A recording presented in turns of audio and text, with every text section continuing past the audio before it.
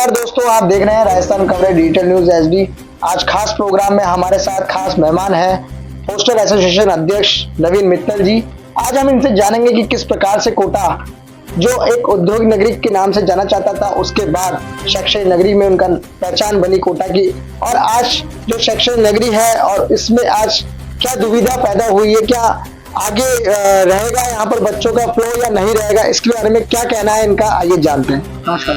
2,25,000 बच्चा यहाँ पर आया था।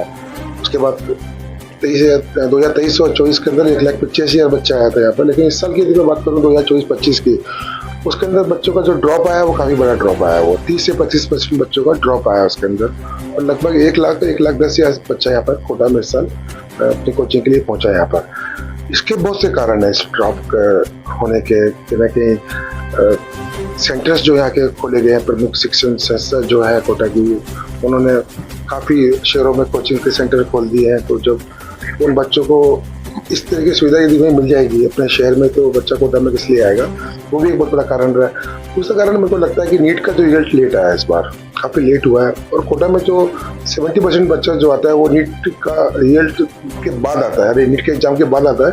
ड्रॉपर बच्चा जो है वो कोटा में ज़्यादा आता है यहाँ पर। तो कहने की दुविधा भी उनके मन में थी कि उनका सिलेक्शन होगा नहीं होगा। इस करते करते काफ़ी टाइम निकल चुका था, तो हो सकता है कि उन बच्चों का जो मन था वो चेंज हो गया कोटा के आने के लिए, तो उस कारण भी हमारे यहाँ बच्चा कम आया। तीसरा कारण, जिस तरह से कोटा शहर को एक आत्महत्याओं का रूप देकर जो उछाला गया है कोटा को, जिस तरीके से कोटा की छवि जो पूरे देश में जो पेश की गई है, वो भी एक बहुत बड़ा कारण था। नवीन जी, कहीं ना कहीं जो आपने ये जो सुसाइड वाला मुद्दा आपने बताया कि कोटा का नाम बदनाम किया गया, देखिए सुसाइड के लिए आज भारत देश में कई ऐसे राज्य हैं जहाँ पर सुसाइडें हुई हैं, जहाँ बच्चे पढ़ते हैं, तो कोटा का ही क्यों नाम उछाला गया? देखिए, कहीं ना कहीं कोटा के जो विरोधी रहे होंगे देश के अंदर, कहीं ना कहीं उन लोगों को लगता है कि शायद कोटा इतनी बड़ी शिक्षा का क्यों बना हुआ है।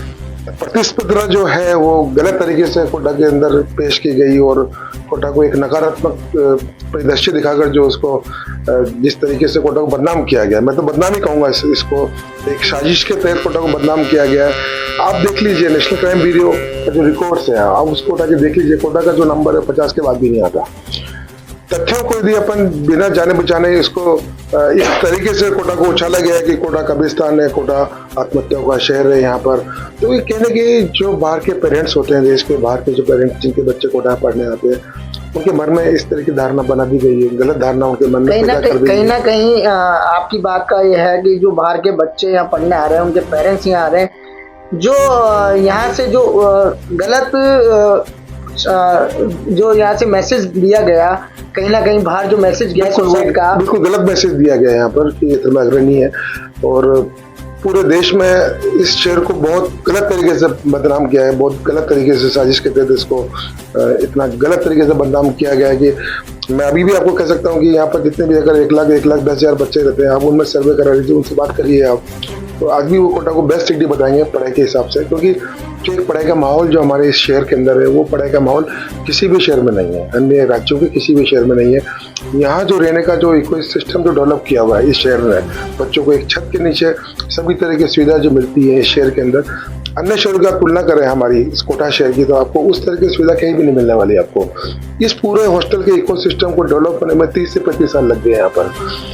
बच्चा कहीं भी रह ले, किसी भी, अभी हम लोग देख रहे हैं कि बच्चों को लगातार फ़ोन आ रहे हैं हमारे पास, बच्चों ने किसी अन्य सेंटर में भी एडमिशन लिए हैं कोटा के अलावा, तो वो हमको लगातार फ़ोन कर रहे हैं इस बात को लेकर कि जो माहौल जो कोटा का पढ़ाई का आज भी है, और जो रहने की सुविधा बच्चों को कोटा शहर में जो प्रदान की जाती है, वो अन्य शहरों में नहीं है।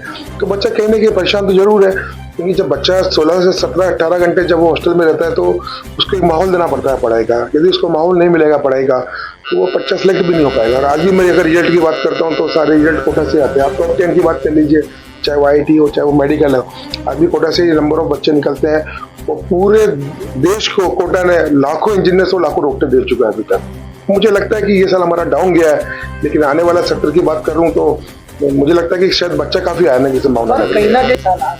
देखिए, अभी एक कंपेरिजन चल रहा है। जो बच्चे 11th में कोटा पढ़ते थे, 12th में लोगों ने अपने अपने सेंटरों में, जो घर के पास में उनको सेंटर मिले होंगे, तो वहाँ उन्होंने एडमिशन लिया है। लेकिन जो पढ़ाई का स्ट्रक्चर जो कोटा शहर का है, क्योंकि यहाँ पर जितने भी टीचर्स हैं कोचिंग संस्थान के अंदर, उनकी बात करूँ तो यहाँ टॉपिक वाइज पढ़ाई की जाती है। अन्य शहरों में जो टीचर है वो सब्जेक्ट वाइज टीचर जो है वो उनको पढ़ाया जाता है उनको। यहाँ एक एक सब्जेक्ट के 4-4 टीचर होते हैं यहाँ पर। मैं फिजिक्स की बात करूँ तो फिजिक्स में 4 चैप्टर होते हैं, तो 4 चैप्टर के 4 टीचर मिलेंगे आपको यहाँ पर। तो जिस तरह का जो एक इकोसिस्टम कोटा ने डेवलप किया है पढ़ाई को लेकर और रहने को लेकर, निश्चित तौर पे वो जो सिस्टम डेवलप जो हुआ है हमारा, वो उन बच्चों को अन्य सिटी में रास नहीं आ रहा है। हमारे पास लगातार फोन आते हैं बच्चों के कि हम 12th में यहाँ आएंगे, या फिर हम लोग 12th करने के बाद सिलेक्शन नहीं होता तो हम कोटा ही आएंगे। हम लोग वहाँ की पढ़ाई से संतुष्ट नहीं है, वहाँ पर हम लोग ना रहने से संतुष्ट है, ना खाने से संतुष्ट है वहाँ के। तो कहने के हमें लगता है कि कोटा वापस अपनी पटरी पर आने की संभावना मुझे लगती है। पर कहीं ना कहीं ये देखने को मिल रहा है, जो बच्चा पहले यहाँ पढ़ के आया हुआ था, पढ़ने आया हुआ था, पढ़ के वापस वो अपने घर गया है, जो उनके नोन है, जो उनके मिलने वाले हैं, वो उनके छोटे बच्चों को यहाँ पढ़ने के लिए जिस तरह से यहाँ भेज रहे थे, उनके पेरेंट्स भी यहाँ आने लगे थे। परंतु कहीं ना कहीं एकदम से फ्लो ऐसा आया कि उन्होंने वही रास्ता अपना चुन लिया कि जहाँ रहते हैं वहीं पढ़ने लगे। परंतु कहीं ना कहीं जो कोचिंग संस्थान है उन्होंने भी कहीं ना कहीं कोटा से मुड़ मोड़ते हुए अपने जो सेंटर्स हैं वो बाहर खोले। देखिए, सेंटर्स बाहर कोचिंग संस्थान कितने भी खोल रहे हैं, मेरा मानना ये है कि देखो आपस में इनका कंपटीशन रहता होगा सभी कोचिंग्स वालों का। और आज आकाश की बात करो तो उसके भी 200 सेंटर्स हैं, फिजिक्स वाले के भी कम से कम भी 100-125 सेंटर्स खोल दिए हैं। तो बाकी जो कोचिंग प्रमुख संस्थान है वो भी अपने सेंटर बाहर खोल रहे हैं। तो कहने के कंपटीशन तो है इन लोगों के अंदर। जब सभी लोगों को सब तरह के बच्चों को पढ़ाना होता है, आज मैं अगर IIT की बात करता हूँ तो 14 लाख बच्चे एडमिशन एग्जाम्स की तैयारी करते हैं। तो कोटा में तो अभी 1 लाख 1.25 लाख बच्चे ही हैं कोटा के अंदर। तो बाकी जो बच्चे होते हैं वो कहने के बच्चे कहने के इंस्टीट्यूट में पढ़ते होंगे। तो हर संस्थान चाहता है कि सभी बच्चों को हम पढ़ाएं। नंबर ऑफ सीट्स, जो नंबर ऑफ स्टूडेंट्स है, वो संस्थान ज़्यादा बढ़ाना चाहता है। क्या संदेश देना चाहेंगे आप जो बाहर के बच्चे उनके लिए? देखिए, मैं तो ये संदेश देना चाहूँगा कि कोटा आप लोगों के लिए सेफ सिटी है। कोटा में कोई इस तरह का जो वातावरण बनाया गया है, ऐसा कोई वातावरण नहीं है यहाँ पर। और इस तरह की घटना जो हुई है यहाँ पर शहर के अंदर, वो सब जगह हो सकती है घटनाएं। वो चाहे एम्स हो, चाहे वो IIT हो, चाहे वो विश्वविद्यालय हो, चाहे कॉलेज हो, चाहे स्कूल हो। ये कोई आत्म प्रवृत्ति होती है, ये सोसाइटी जो होती है ये। और इस पे कोई इसको कुछ रोक नहीं सकता, क्योंकि ये इस तरह की धारणा होती है कि जिसको जो कुछ करना है उसको करना ही है उसको। लेकिन फिर भी कोटा शहर जो है, आप देखिए लगातार हम लोगों ने अभियान चलाकर जितने भी रूम्स के अंदर जो हमारे फैन लगे हुए हैं उसके अंदर हमने डिवाइस लगाया। यहाँ पर हमने यहाँ पर नाइट अटेंडेंस चालू करी। हमने अपने स्टाफ को बोला कि आप रूम में जाकर नाइट अटेंडेंस लीजिए बच्चों की, ताकि उन लोगों को स्टाफ को ये पता लग जाए कि बच्चा टेंशन में है या नहीं है। क्योंकि बच्चा जब टेंशन में होता है तो कहीं ना कहीं वो एक संकेत देता है, वो इस तरह के संकेत देता है वो बच्चा कि वो कुछ करना चाह भी रहा होगा या वो चाहता होगा करना, तो वो स्टाफ को पता लग जाता है उस तरह के संकेत। हमने गेट कीपर ट्रेनिंग कराई। हमने 15,000 जो अपने स्टाफ में जो कार्यरत है उनको हमने गेट कीपर ट्रेनिंग कराई है।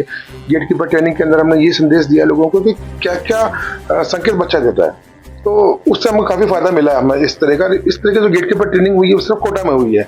मैं अन्य सिटी की बात करूं तो इस तरह की गेट कीपर ट्रेनिंग पूरे देश में किसी भी सिटी में नहीं हुआ आज तक। कोटा जो है एजुकेशन सिटी के साथ में केयर सिटी भी है।